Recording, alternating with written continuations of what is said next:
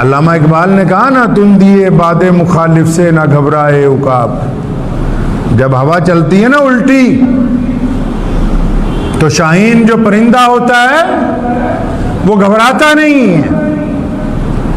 फरमाया तुम दिए बादे मुखालिफ से न घबराए उकाब, ये तो चलती है तुझे और ऊंचा उड़ाने के लिए।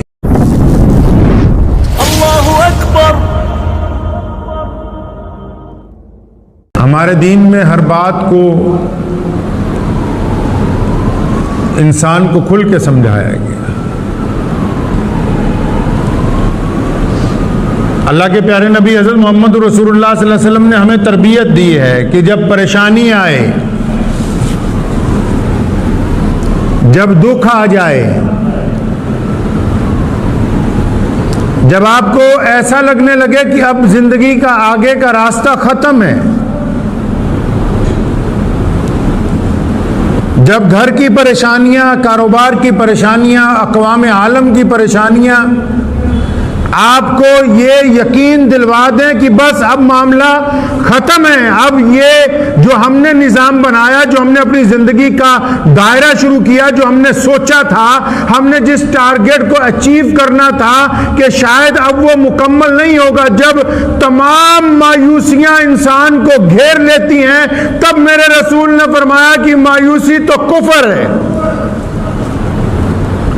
फरमाया मायूस हो जाना, फरमाया मायूसी तो कुफ्र है। फरमाया मुद्दतों में जो बंदा परेशान हो जाए और वो परेशानियों के दरमियान जब वो रोता नहीं है, बिलबिलाता नहीं है, जब वो लोगों के आगे हाथ नहीं फैलाता और मुस्तकिल मिजाजी से उसकी निगाह अपने अल्लाह के ऊपर लगी हुई होती है और दुनिया ये समझती है कि अब इसका किस्सा तमाम होने वाला है, अब इस पे मुसीबतों के पहाड़ हैं, अब इसको बीमारी ने घेर लिया, अब इसके ऊपर कारोबार का सलम आ गया है, अब इसके भाई इसका साथ छोड़ गए हैं। जब दुनिया यह समझती है कि आज के बाद अब आने वाले दिनों में इसका नाम लेने वाला कोई नहीं होगा, तो अल्लाह करीम ने रसूलुल्लाह को पैगाम भेजा, फरमाया इन्ना माल उसरी युसरा, कि रसूल करीम सल्लल्लाहु अलैहि वसल्लम मेरे इन बंदों को बता दो कि हर एक परेशानी के बाद तुम्हारे लिए मैंने कामयाबी रख दी है, इसलिए घबराने की कोई जरूरत नहीं है।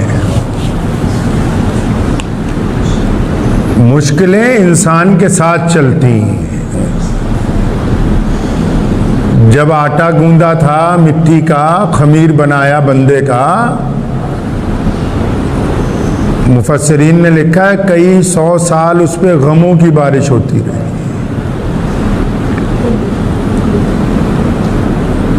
बाज़ हज़रात अभी 10-15 साल की उम्र में होते हैं, परेशानी जिंदगी के साथ साथ चलती है।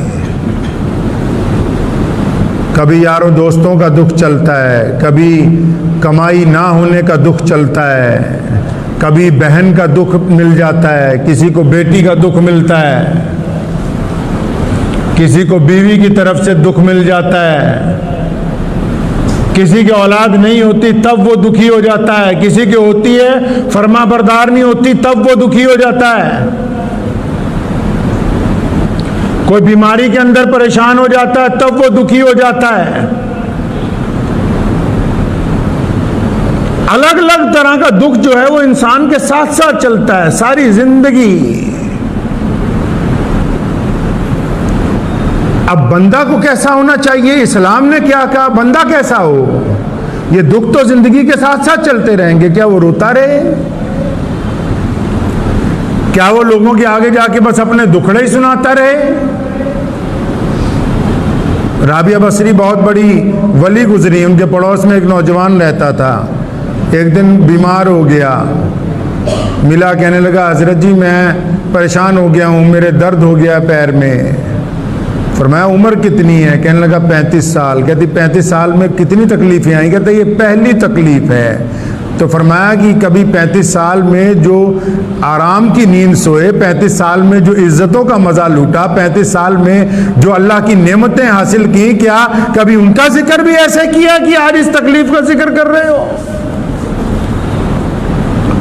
किसी को पूछो क्या हाल है जी, बहुत बुरा हाल है। जिस्म में 360 हड्डियां हैं, एक आदमी में अगर कोई खराबी आ गई बस उसी का जिक्र हो रहा है, बाकी जो बिल्कुल ठीक है 359 उनका जिक्र ही कोई नहीं, उनका शुक्र ही कोई नहीं।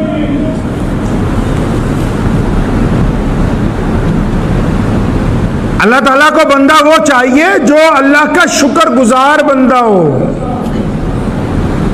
कुरान ने कहा ना कि हर मुश्किल के साथ आसानी है, हर मुश्किल के साथ आसानी है। अरे मुश्किल कैसी मर्जी हो, मुश्किल हुकूमत की हो, मुश्किल इक़्तिदार की हो, मुश्किल सेहत की हो, मुश्किल दौलत की हो, मुश्किल बच्चों के साथ लगी हो, मुश्किल कारोबार के साथ लगी हो, मुश्किल माँ बाप के साथ लगी हो, फरमाया अगर तुम इस मुश्किल में साबित कदम रहोगे,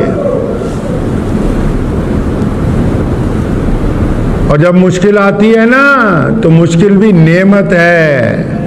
एक बुजुर्ग गुजरे हजरत अब्दुल्ला रहमतुल्लाह अलैह, उनको उनके दोस्त ने कहा कि जब मुझे कोई मुश्किल आती है ना तो मैं सब्र करता हूँ। कहने लगा सिर्फ सब्र ही करते हो?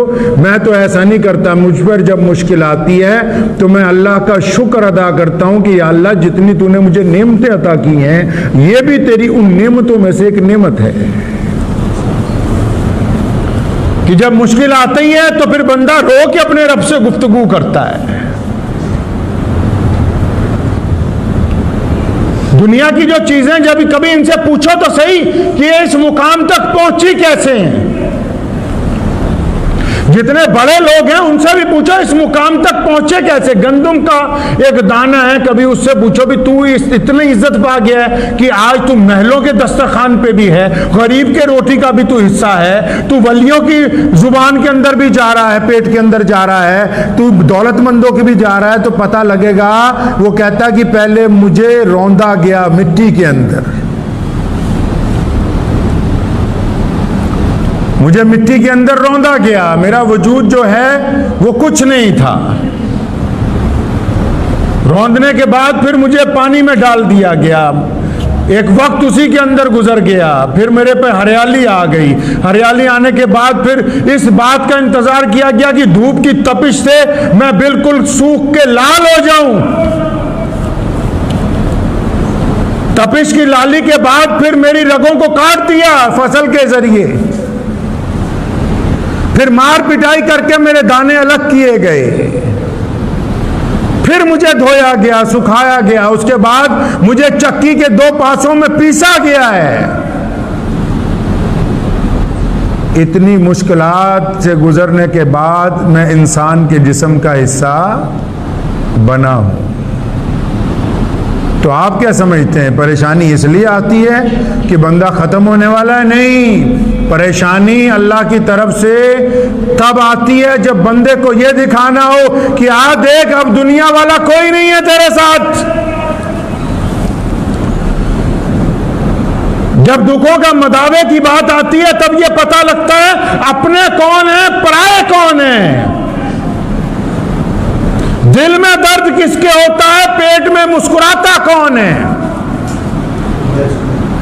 मौत का इंतजार कौन करता है, तुम्हारी जिंदगी की दुआएं कौन मांगता है। तुम क्या समझते हो कि मुश्किल सिर्फ तुम्हारी बर्बादी के लिए नहीं, बल्कि अल्लाह चाहते हैं कि मुश्किल के बाद आसानी आ जाए। भाइयों ने यूसुफ को पकड़ा, यूसुफ को बांधा, यूसुफ को कुएं में फेंका, यूसुफ को कुएं में से डाकुओं ने निकाला, यूसुफ को बाजार में बेचा, यूसुफ को बाजार के अंदर फरोख्त कर दिया गया मिस्र में, और फिर वही यूसुफ जो अल्लाह के नबी हैं मिस्र के तख्त पर बिठा दिए गए, और वही भाई जो कुएं में फेंकने वाले थे उस तख्त के आगे हाथ फैलाए खड़े कि हमें 2 वक्त की रोटी दे दो। उमैया ने सोचा बिलाल गरीब है, बिलाल को इसलिए मारा, बिलाल काले हैं, बिलाल को इसलिए मारा, बिलाल गुलाम है, और बिलाल को इसलिए मारा कि बिलाल मोहम्मदुर रसूलुल्लाह का नाम लेता है। आज उमैया मर के मिट्टी के अंदर मिल चुका है, और दुनिया का तमाम के तमाम मुसलमान, हत्ता कि उस दौर के बड़े बड़े सहाबा भी बिलाल के सामने दोनों हाथ बांध के खड़े होते हैं कि मुअज्जिन रसूल आए हैं, जबकि बिलाल पहले गुलाम थे, आज बिलाल मुसलमानों के सरदार हैं। दुनिया क्या समझती है परेशानी इसलिए आ गई कि अब बात खत्म हो गई। बात खत्म नहीं हुई, अब तो सोने को आग में डाला गया है ताकि अच्छी तरह कुंदन बन जाए। इस आग के दरमियान पता लगेगा कि कितने लोग आपके साथ हैं, कितने लोग आपके मुखालिफ हैं, कितने लोग मुंतज़िर हैं आपकी तबाही के। और फिर अल्लाह ने वादा किया इब्राहिम अलैहिस्सलाम से, जब परेशानी के अंदर थे, जब वतन छूट गया, जब बीवी बच्चे छूट गए, और फरमाया लोग समझते हैं कि मेरा दोस्त परेशान हो गया, मैंने एक परेशानी अगर रखी है तो राहतें दो दूंगा, एक दुनिया के अंदर दूंगा, फिर एक आखिरत के अंदर दूंगा। फना फिल्लाह की मजहर में बका का राज मुज़मिर है।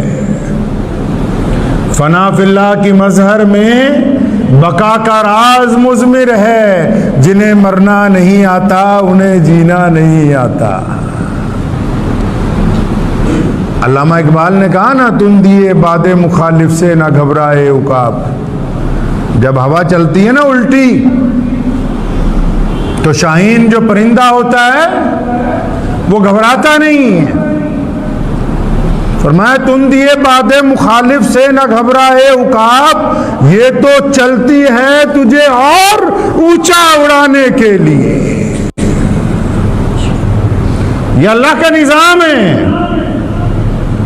मैं गुफ्तगू उन लोगों से कर रहा हूं जो घरेलू तौर पर परेशान है। मैं उन लोगों से गुफ्तगू कर रहा हूं जो ये नाउम्मीद हो चुके कि शायद ये बीमारियां हमारा पीछा नहीं छोड़ेंगी। मैं उनको बात कर रहा हूं जिनके कारोबार की परेशानियों ने उन्हें ना उम्मीद कर दिया है। मैं उनसे गुफ्तगू कर रहा हूं जो अपने रिश्तों की कड़वाहट की वजह से सोचते हैं कि जिंदगी अब खत्म नहीं है। खत्म नहीं हुई, अब जिंदगी की इब्तिदा हुई है। सोने रसूल सल्लल्लाहु अलैहि वसल्लम ने मक्के की धरती से जब इस्लाम की बुनियाद रखी, मक्के का गवर्नर नाराज हो गया, गवर्नर के चेले नाराज हो गए, उतबा नाराज हो गया, वलीद नाराज हो गया, उमैया नाराज हो गया, अब्दुल्ला बिन लोग नाराज हो गए।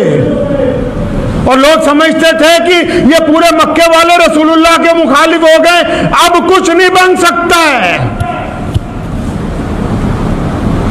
लोगों को गलत फहमी हो गई, लेकिन अल्लाह ने अपने महबूब को बता दिया था कि मेरे महबूब जब हम मुश्किल दे रहे हैं तो हमारा वादा है कि इसके साथ आसानी आएगी।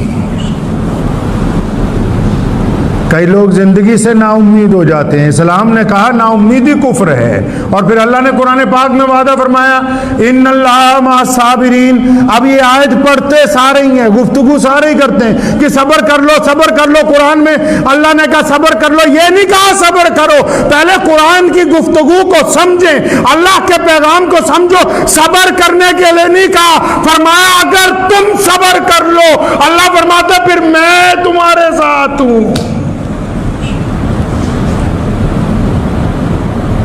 बात समझ नहीं आई आयत की। लोग दूसरों को समझाते, कुरान में कहा गया सब्र कर लो, सब्र करने को नहीं कहा। फरमाया अगर सब्र करोगे तो अल्लाह फरमाते इन्नल्लाह, मैं तुम्हारे साथ हूं। कब? जब तुम सब्र करने वाले बन जाओगे। ये छोटी बात है। मुझे उम्मीद है कि आपको ये वीडियो पसंद आई होगी। अगर पसंद आई हो तो ये आप अपने दोस्तों के साथ शेयर करें और इस चैनल को सब्सक्राइब जरूर करें।